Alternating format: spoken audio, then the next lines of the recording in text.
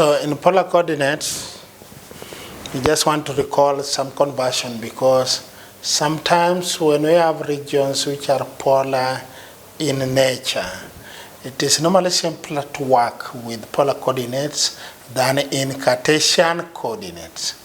So we would like to recall the conversion where we know x is equal to r cos theta, y is equal to r sin theta. And now in double integration, dy dx, because a polar region is could be a region R. When we want to take our limits from that particular region, then we must also change dy dx in upon our double integration. So dy dx will be equal to r dr d theta, where r is the Jacobian of the transformation from Cartesian to polar coordinates. So we would now like to list some of the common polar regions that when we see, we could be able now, if we have our regions in those forms, we can be able now to change our double integral into a polar form.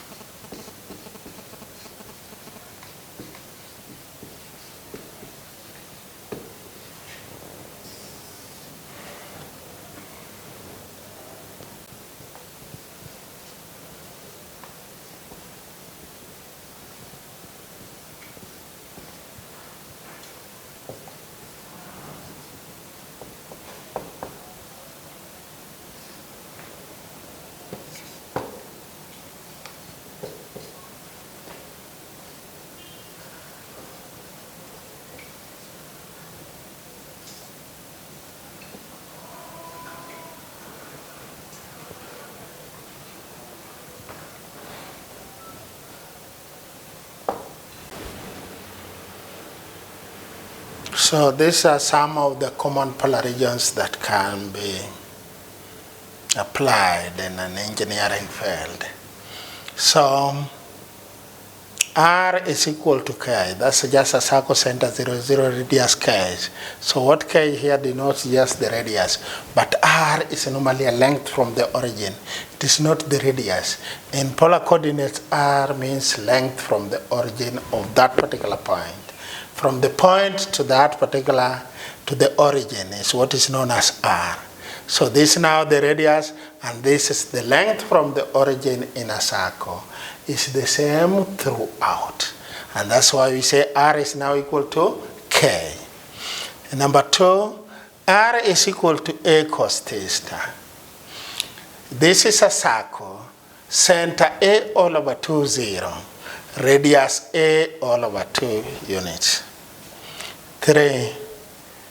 R is equal to A sin theta. The circle center 0 A all over 2 and radius A all over 2 units. This is a circle which is symmetrical about y-axis. The number 2 was a circle which is symmetrical about x-axis.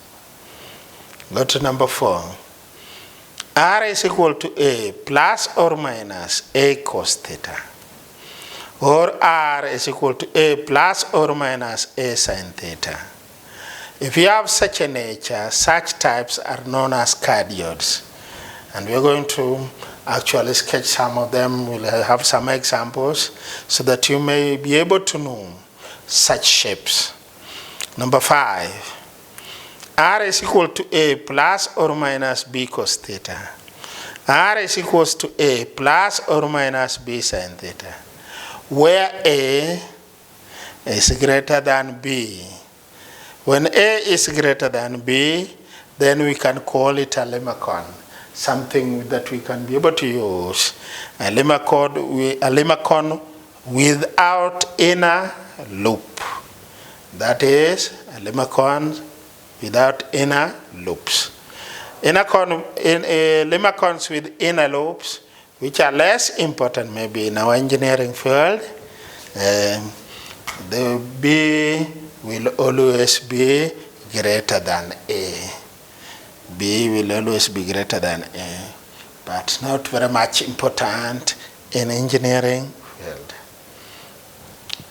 So let's have some common. Let's have examples of each of these so that you can be able to acquaint yourself with those shapes. Example that goes with the number 1, drawing a circle center 0, 0, everybody knows how to draw that. That's not a problem. And visualizing it is not also a problem.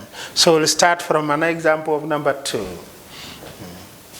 So we can say example.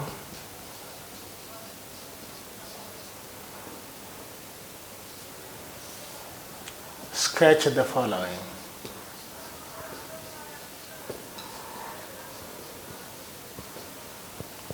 Polar regions.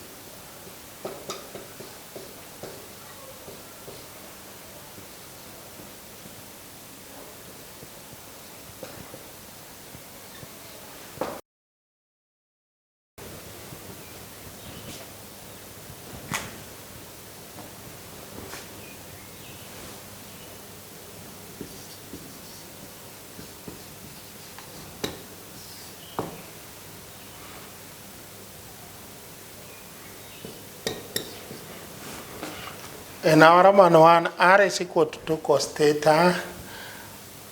That is a circle which is symmetrical about x-axis. R is equals to 2 cos theta. This implies our A is equal to 2. Therefore, A all over 2 will be equal to 1. This is a circle. This is a circle. This is a circle. Center 1, 0. Radius 1 unit.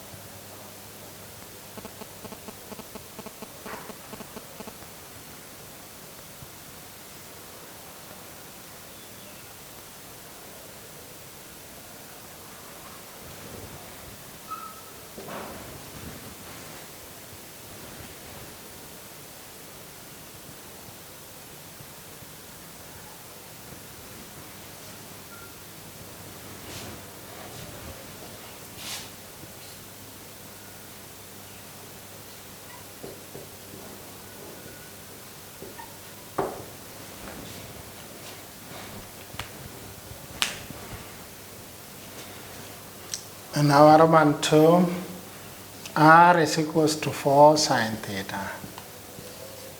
This implies our A is equals to 4. Therefore, A all over 2 is equals to 2. This is a circle. This is a circle.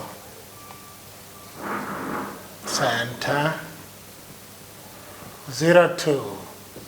radius, 2 units, 2 units.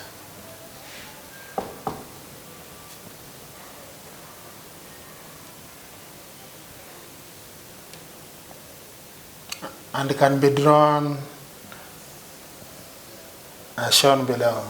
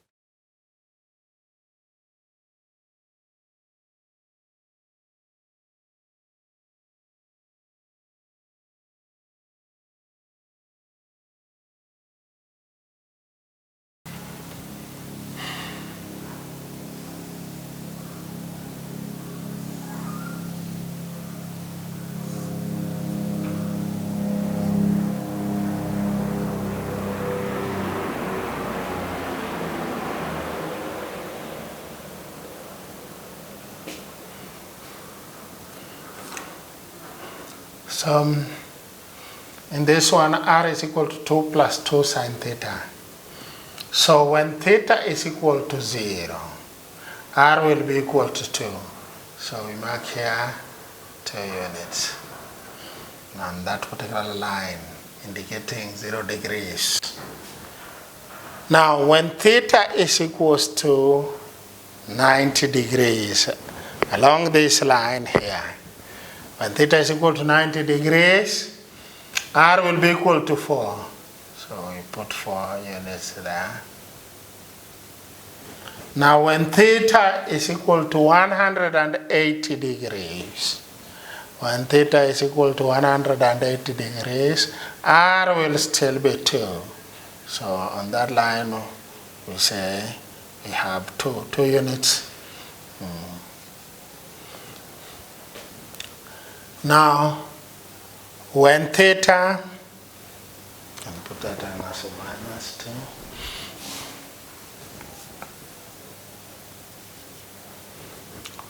When theta is equal to 270 degrees, or when theta is equal to negative 90, in other words, then our r will be equal to 0.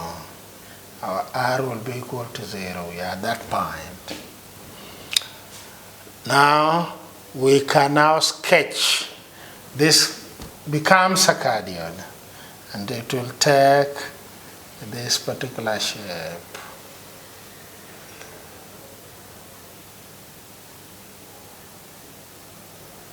To take this particular shape. Cardion.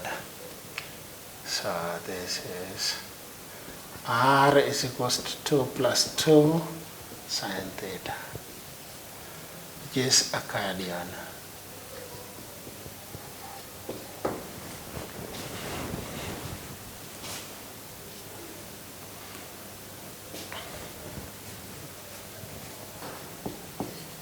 R is equals to 2 minus 2 cos theta. This one also is a cardioid. We need to sketch it now. and see how it looks like. Now when theta is equal to 0, when theta is equal to 0, our r will be equal to 0. When theta is equal to pi over 2, or when theta is 90 degrees, and now r will be equal to 2.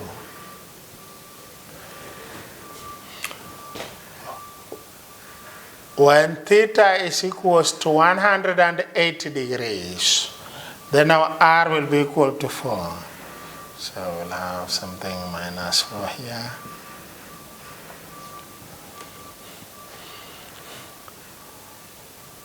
When theta is equal to 270 degrees, or negative pi all over 2 radians, we'll be having r being equal to again to 2. So we have a minus 2 here.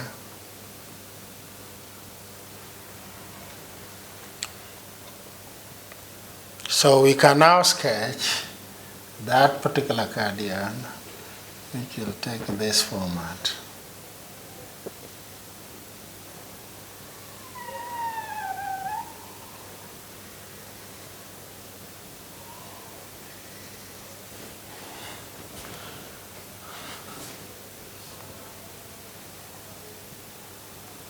This is r is equal to 2 minus 2 cos theta.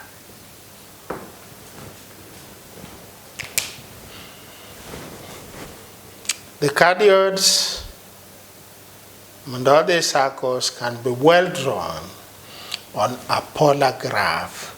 If we have a polar graph, then this one will come out clearly.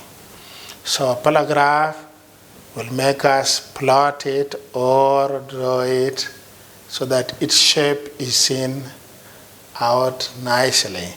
Here what we are doing, we are only just sketching, trying to bring a shape which resembles that particular cardioid. So this is a cardioid.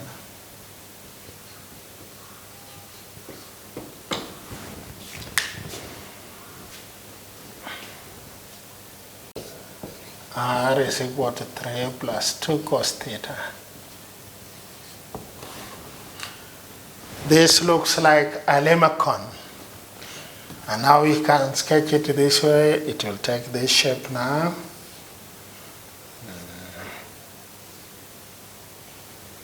So when theta is equal to 0, our r will be equal to 5. R will be equal to 5. When theta is equal to pi all over 2, our r will be equal to 3. When theta is equal to 180, our r will be equal to 1 unit. Here we have minus 1.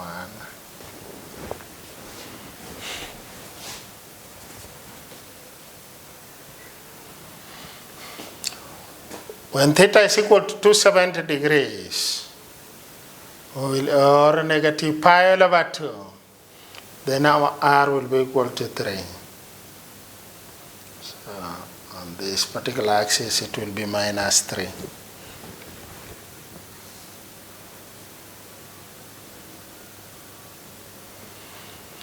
So we can draw now our lemon. So it will take this shape.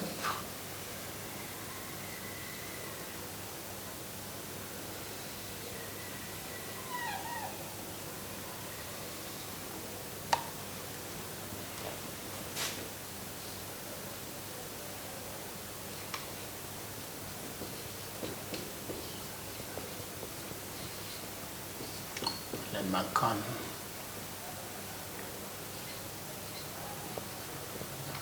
Without in a loop.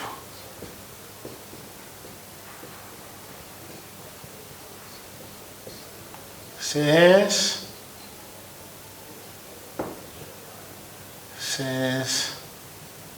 A is greater than B. Since A is greater than B.